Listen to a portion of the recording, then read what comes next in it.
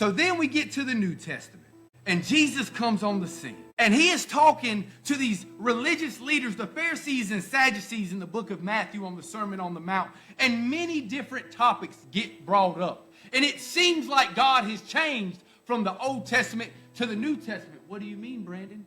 Well, they talk about divorce.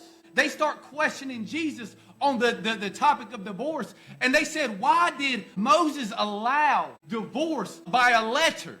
So a man could simply turn in a letter of divorce and divorce his wife. And Jesus responds like this. He says, Moses permitted it because the hardness of your hearts, right? But from the beginning, it was not so. God never meant marriage to just be a thing where I can have a flavor of the week. When I'm tired of this one, I can have another one.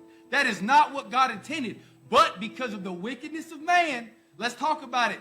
God dealt with these people in such a way, right? So it says Moses permitted that a letter be given for divorce. But Jesus said, since the beginning, it was not so. Jesus even takes it a step further. He says, you can't even divorce your wife unless sexual immorality happens, unless she cheats on you, right? So it takes it a step further. See, these Pharisees were taking these laws and twisting them to fit their needs. What do you mean? Let's go to the Word of God. He was speaking to the Pharisees, and he says, hey, you say that someone can swear by the temple, and it's not an oath. But if they swear by the gold in the temple, you say it's an oath. So you try to uphold it.